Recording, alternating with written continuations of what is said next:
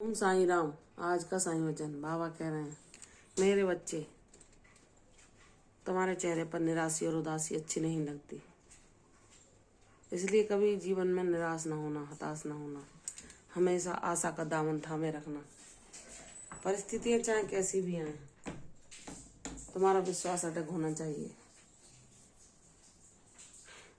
भक्ति में बहुत कठिन परीक्षाएं देनी पड़ती हैं, और वही सच्चा भक्त होता है जो किसी भी परिस्थिति में ना डरे।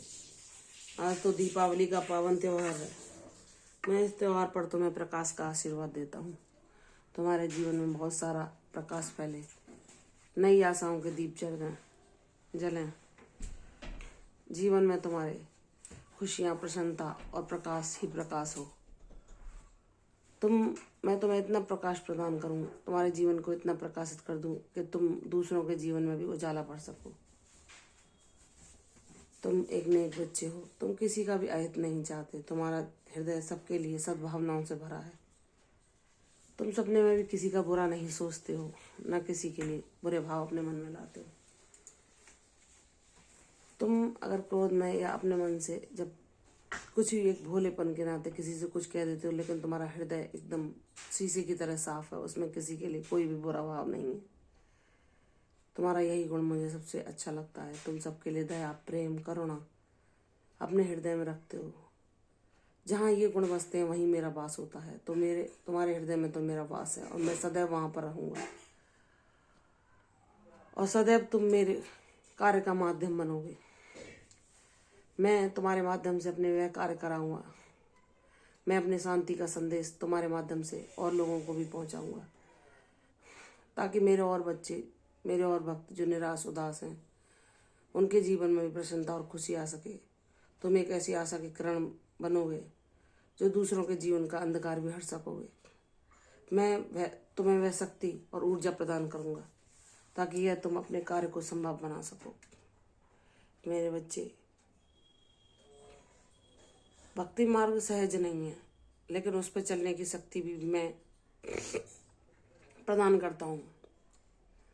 और तुम उन भाग्यशाली बच्चों में से एक हो जिन्हें मैंने अपने कार्य के माध्यम के लिए चुना है। यह तुम्हें शीघ्र ही विदित हो जाएगा।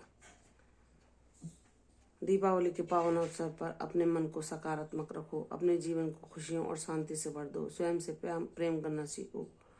स्वयं को सम्मान देना सीखो। जब तुम अपनी भावनाओं को खुद ही आहत ना करोगे, तब तुम सच्चे सुख के अधिकारी हो जाओगे।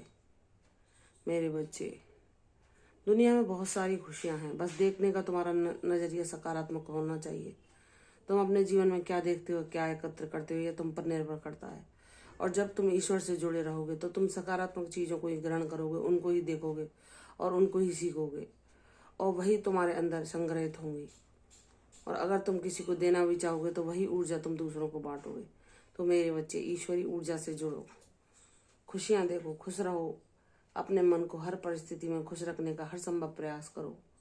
मैं तो तुम्हारे साथ खड़ा हूँ, सदैव तुम्हें विजयश्री का आशीर्वाद देने के लिए।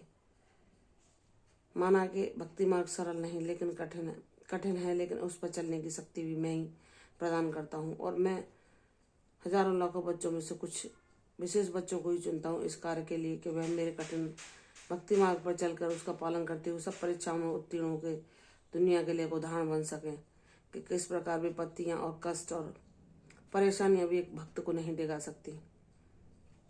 वे एक चमकते हीरे के समान सब परेशानी, सब मुसीबतों को काट कर ऐसा जगमगाता है, सबसे बाहर निकल आता है कि उसकी चमक देखकर दूसरे लोग भी अपने जीवन के अंधेरे को दूर कर सकें।